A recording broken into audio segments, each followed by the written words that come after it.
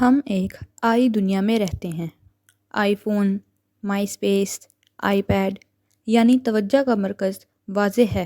میں، میرا، مجھے۔ خود پسندی کو دیکھنے کے لیے آپ کو زیادہ دور جانے کی ضرورت نہیں۔ اپنی چیزیں بیچنے کے لیے ایڈورٹائزر اکثر آپ کی انا کو ابھارتا ہے۔ مثال کے طور پر اکثر اشتہار ہمارے اندر طاقت اور رتبے کی خواہش کو ہوا دیتے ہیں۔ اکثر اشتہارات کے الفاظ ایسے ہوتے ہیں کہ طاقت، کنٹرول آپ کے ہاتھ میں ہے۔ لیکن صرف ایڈورٹائزر ہی ہماری انا کو بڑھاوا نہیں دیتے، بلکہ یہ ایک عالمی رجحان ہے جو ہماری انا کو پالنے اور بڑھاوا دینے کے لیے جگہ فراہم کرتا ہے۔ آج کل اسے فیس بک کہتے ہیں۔ اس کی افادیت کے حق میں بولنے والی میں پہلی ہوں گی۔ دوسری چیزوں کی طرح اس کے بھی استعمال پر منحصر ہے۔ چھری سے پھل کاٹ کر بچے کو دیا جا سکتا ہے اور چھری سے قتل بھی کیا جا سکتا ہے۔ فیس بک بہت اچھے مقاصد کے لیے استعمال ہو سکتا ہے۔ آخرکار فیس بک ہی تھا جس کے ذریعے ظالم حکمران سے نجات حاصل کرنے میں مدد ملی۔ فیس بک انتظام، اجتماع، دعوت اور اتحاد کے لیے بھی استعمال ہو سکتی ہے۔ فیس بک کے ذریعے لوگوں کو اللہ سے اور اللہ والوں سے جوڑ سکتے ہیں، لیکن وہیں فیس بک ہمارے نفس کو پالنے اور بڑھاوا دینے میں بھی استعمال ہو سکتی ہے۔ انا، خود پرستی، فخر، غرور ہم سب کے وجود کا حصہ ہیں۔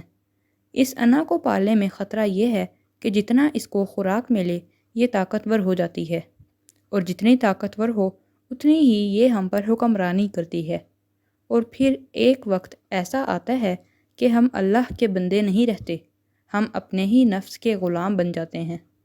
انا ہمارے نفس کا وہ حصہ ہے جو طاقت چاہتا ہے، جو چاہتا ہے کہ مجھے چاہا جائے، سراہا جائے، پہچانا جائے اور مانا جائے۔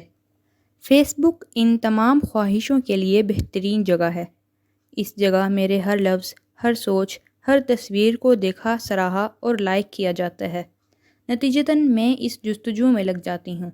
پھر میرا یہ رویہ صرف انٹرنیٹ تک نہیں رہتا، بلکہ میں اپنی زندگی بھی اسی طرز سے گزارنے لگتی ہوں کہ مجھے نوٹس کیا جائے۔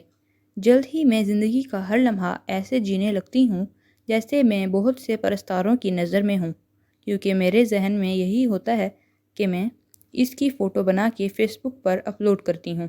اس کی وجہ سے آپ مسلسل ایک ایسے ذہنی حالت میں زندگی گزارتے ہیں کہ لوگوں کی نظریں آپ پر ہیں۔ لوگ آپ کو دیکھ رہے ہیں کیونکہ آپ ہر ممکنہ چیز فیس بک پر ڈال رہے ہیں۔ سب سے بڑھ کر یہ آپ میں جھوٹی انا کی تسکین پیدا کرتی ہے کہ آپ بہت اہم ہیں، اور آپ کی غیر اہم باتیں بھی لوگوں کے لیے بہت اہم ہیں۔ جلد ہی انسان کی میں اہم ترین ہو جاتی ہے۔ میں بہت اہم ہوں، میرا سٹائل، میرا انداز، میرا طریقہ کار سب دنیا کے لیے بہت معنی رکھتا ہے۔ نتیجتاً جلد ہی اس کی میں، اس کی ذات، اس کی زندگی کا مرکز بن جاتی ہے، جبکہ یہ نتیجہ اصل مقصد زندگی سے بالکل الٹ ہے۔ اس زندگی کا مقصد تو خدا کی عظمت کی پہچان اور اس کے سامنے اپنی بے بسی کا ادراک کرنا ہے۔ اصل مقصد تو اپنے آپ کو پیچھے ہٹا کر خدا کو زندگی کا مرکز بنانا ہے۔ لیکن فیس بک اس کے بالکل الٹ خیالات کو مسلسل پالتا ہے۔ فیس بک یہ سوچ پیدا کرتا ہے کہ آپ اہم ہیں، اس لیے آپ کی ہر غیر اہم بات بھی قیمتی ہے اور اس کی بھی نمائش ہونی چاہیے۔ اس لیے میں ناشتے میں کیا کھا رہی ہوں اور کیا سودا خرید رہی ہوں، اس کی خبر لوگوں کو دینا ضروری ہے۔ جب میں کوئی فوٹو اپلوڈ کرتی ہوں تو اب مجھے انتظار ہوتا ہے تعریف کا، پہچانے جانے کا۔ لائکس اور کمنٹس کی تعداد سے خوبصورتی کو ناپا تولا جا سکتا ہے۔ پوسٹ ڈالنے کے بعد لائکس کا انتظار کرتی ہوں، اور فرینڈز، جن میں سے 80 کو ہم جانتے بھی نہیں، ان کی تعداد میں دوسروں سے مقابلہ کرتی ہوں۔ زیادہ کی حرص اور مقابلے کو قرآن پاک اس طرح واضح کرتا ہے: الہاکم التکاثر، تمہیں غافل کیے رکھا بہتات کی طلب نے۔ مقابلہ چاہے دولت کے انبار کا ہو یا فیس بک کے فرینڈز اور لائکس کی تعداد کا ہو، نتیجہ ایک سا ہے: ہم غافل ہو جاتے ہیں۔ ایک اور خطرناک سوچ جس کو فیس بک بڑھاوا دیتا ہے وہ ہے لوگوں کو توجہ کا مرکز بنانا۔ لوگ کیا کر رہے ہیں، کیا سوچ رہے ہیں، کیا پسند کر رہے ہیں، لوگ میرے بارے میں کیا سوچ رہے ہیں۔ فیس بک میرے بارے میں لوگوں کی رائے کو مجھ پر حاوی کر دیتا ہے۔ جلد ہی میں لوگوں کے ہاتھ میں ایک کٹھ پتلی بن جاتی ہوں۔ اب میری حیثیت، میری تکلیف، میری خوشی، میری قدر و قیمت، میری کامیابی، میری ناکامی کا فیصلہ لوگ کرنے لگتے ہیں۔ اس کٹھ پتلی کی زندگی میں میرا اچھا اور برا ہونا لوگوں کے ہاتھ میں ہے۔ جب لوگ مجھ سے خوش ہیں تو میں اچھی ہوں، اور جب نہیں خوش تو میں بری ہوں۔ میں کیا ہوں اس کا فیصلہ لوگ کرتے ہیں۔ میں ایک قیدی ہوں جس نے اپنی خوشی، غمی، مایوسی اور سکون کی چابیاں لوگوں کو تھما دی ہیں۔ خدا کی غلامی میں خدا کی رضا یا ناراضگی، سزا یا جزا کا سکہ چلتا ہے، لیکن لوگوں کی غلامی میں تعریف یا تنقید کا سکہ چلتا ہے۔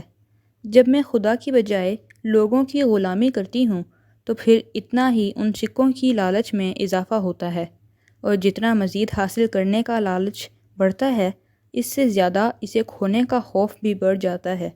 مثلاً جیسے مونوپولی کھیلتے ہوئے میں زیادہ سے زیادہ پیسے کمانے کا لالچ کرتی ہوں اور اس گیم میں امیر ہو کر اچھا محسوس کرتی ہوں، لیکن جب کھیل ختم ہو جاتا ہے تو کیا فائدہ اس پیسے کا؟ اصل زندگی میں اس سے کچھ نہیں خرید سکتی۔ لوگوں کی تعریفیں بھی مونوپولی کے پیسوں کی طرح ہیں۔ جب مل رہے ہوں تو خوشی محسوس ہوتی ہے، لیکن جب کھیل ختم ہو جاتا ہے تو بے قیمت ہو جاتے ہیں۔ اس دنیا اور اگلی دنیا میں یہ سب بے قیمت ہیں، لیکن پھر بھی میں اس کی پجاری ہوں۔ اس طرح میں شرک خفی یعنی چھپا ہوا شرک، ریا دکھاوے کی عبادت کی مرتکب ہو جاتی ہوں۔ ذہنی طور پر لوگوں کی غلام ہونے کی وجہ سے ہم ریا کے شکار ہو جاتے ہیں۔ جتنی زیادہ یہ غلامی بڑھتی جائے گی، اتنی ہی لوگوں کی رضامندی، لوگوں کی رائے، لوگوں کی نظر میں عزت اور لوگوں کی تعریف حاصل کرنے کی کوشش میں میری زندگی کی خرچ ہوتی چلی جائے گی، اور اتنا ہی مجھے ان سب کو کھونے کا خوف بھی بڑھ جائے گا۔ جتنا خوف بڑھے گا، اتنی ہی میری زندگی اور سوچ غلامانہ ہوتی جائے گی۔ اصل آزادی صرف اللہ کے سوا ہر شے، ہر خوف سے نجات کا نام ہے۔ ایک بہت واضح حدیث پاک میں بیان ہے کہ ایک شخص رسول پاک صلی اللہ علیہ وسلم کے پاس آیا اور عرض کی کہ یا رسول اللہ، مجھے کوئی ایسا عمل بتا دیں کہ اللہ بھی مجھ سے خوش ہو جائے اور بندے بھی۔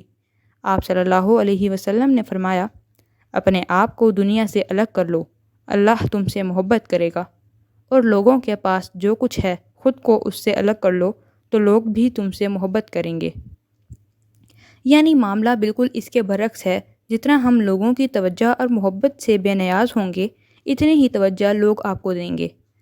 جب ہم لوگوں کے پیچھے بھاگنا چھوڑ دیں گے تو وہ آپ کی طرف آنا شروع ہو جائیں گے۔